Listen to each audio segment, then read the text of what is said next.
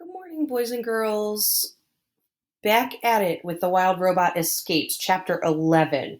Last time we left off, Roz was talking to Wingtip, and they were talking about whether Bright Bill's flock would ever come this way, the way of Roz's new farm, on the migration.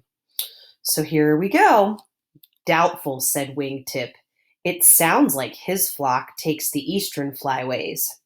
They'd never come this far west. Roz slumped with disappointment.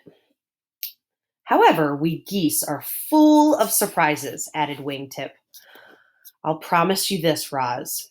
If we ever meet Bright Bill, we will point him in your direction. The talk was interrupted by giggling and barking. The children were taking their dog for a walk.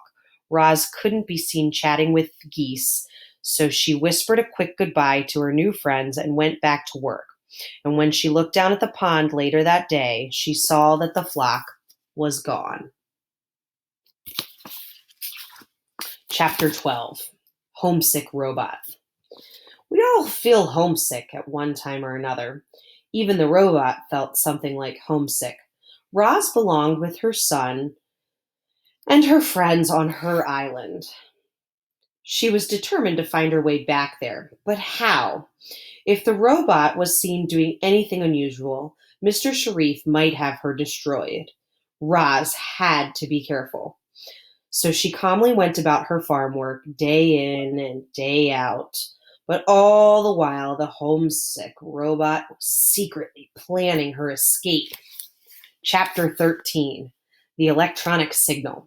Beep, beep, beep, beep. A message was flashing on Roz's computer. The drone was reporting that gusty winds had sent it spiraling into the neighbor's bean field. So the robot grabbed the big heavy toolbox and marched out to clean up the mess. Roz found the flying machine upside down with its landing gear poking above the rows of leafy plants. It had some scrapes and scratches, but no major damage. She flipped it over, brushed it off, and tightened a few screws. Then she said, "Return to Hilltop Farm." The engines started buzzing, and the machine lifted off the ground and flew home. As Roz marched back, she cut through a strip of forest that separated the two farms. There were trees and ferns and rocks and shrubs and small forest animals. Oh, it probably reminded her of her home.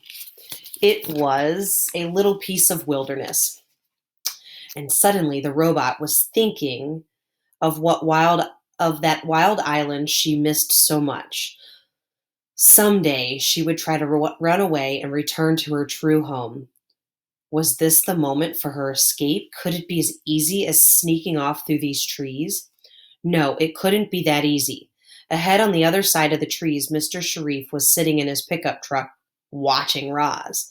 Because of the robot's electronic signal, he knew she had stepped off the property. Uh-oh. And he had raced out there to see what she was up to. Roz marched over to the truck and Mr. Sharif leaned out the window. He had a serious expression on his face.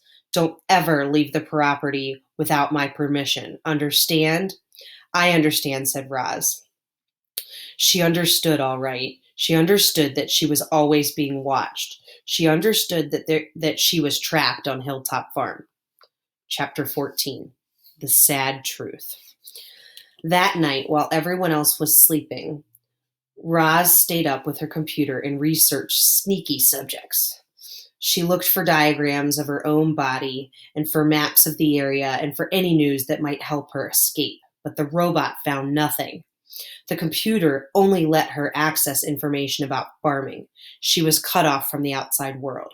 It was clear that if Roz wanted to escape from her new life, she would need help. But the cows didn't know how to escape, and Mr. Sharif would never let his robot leave. Who would possibly help Roz run away from the farm? Ooh, boys and girls, that's a really good question as we end chapter 14. Who do you think could help Roz run away from the farm? See you soon.